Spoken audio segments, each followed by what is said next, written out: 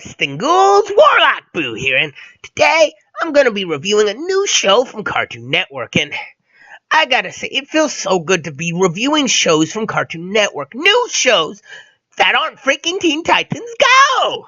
Because for the longest time, they have been doing nothing but that, but they have this set of shows coming out, and are out, it's great to see this. Even if they're not good shows, it's good to see them trying and not being afraid to show these new shows. Now, what show am I reviewing? Today I will be reviewing Craig of the Creek. Now, what is Craig of the Creek?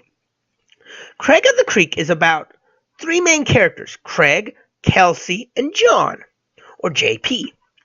Now, these characters are just average, everyday kids exploring these woods by their house. They live in a suburban area with a very thick wooded area. And it's just about the different kids going on adventures, using their imagination to explore, find new things, solve their everyday problems, but in an adventurous way. Now, first off, I want to say this show reminds me of a combination of two shows. It strongly reminds me of Rugrats, but combine it with Kids Next Door, and this feels like that. You may be asking why. Well, they use their imagination quite a bit to go on these adventures, figure out problems, a lot like Rugrats. But at the same time, there's this whole secret life and community. Behind the scenes, the kids are living like Kids Next Door. And not as fantasyful, truly, and not fighting bad guys, but it's their own make-believe thing, and they've come up with this whole society in this woods and economy to do it, and it's quite a clever show. Now, the show is fairly basic in the main plot. Let me say that. The main plot is there's always a problem, and Craig has to figure a way to solve it. His friends help, and usually they turn this little simple problem into something bigger, something grander, something more.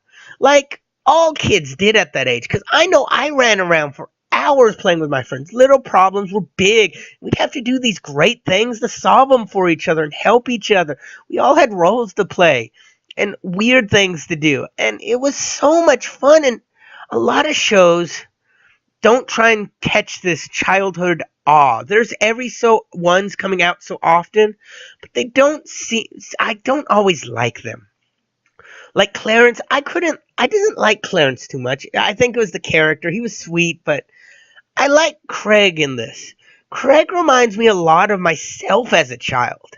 Just this awe and everything. He wants to be this adventurer, go on adventures and do things. He's the more voice of reason. But he's also just as crazy as the others. And he looks up strongly to his grandpa. He wants to be just like his grandpa, who's a great adventurer, has all these stories. And even his family is sweet and very supportive. All except his older brother, who kind of sees him as childish and stuff, which I think in the later episode they'll probably have something where his brother has to go on an adventure with him or something.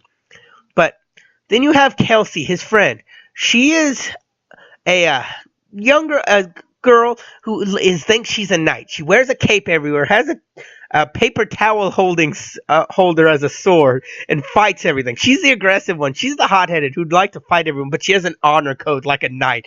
But she's also the bookworm, and I love that combo. She loves to read, especially fantasy. And one of her best friends is a girl who never leaves the library. And it's such a cute little thing that the bookworm is also the tough, strong, hot-headed girl.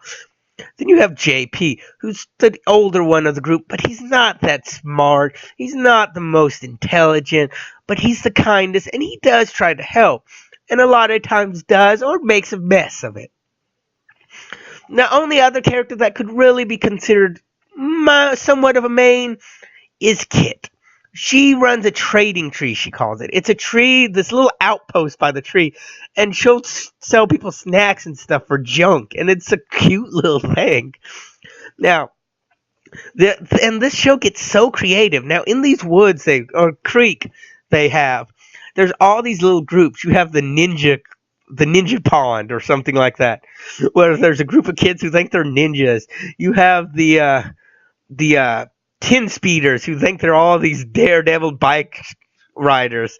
You just have these little groups, this meadow where a bunch of girls think they're horses and run around and act like horses, all except one who's just there because they're her friends. And she's like, can we just play basketball now? I'm kind of tired of being a horse. And it's funny.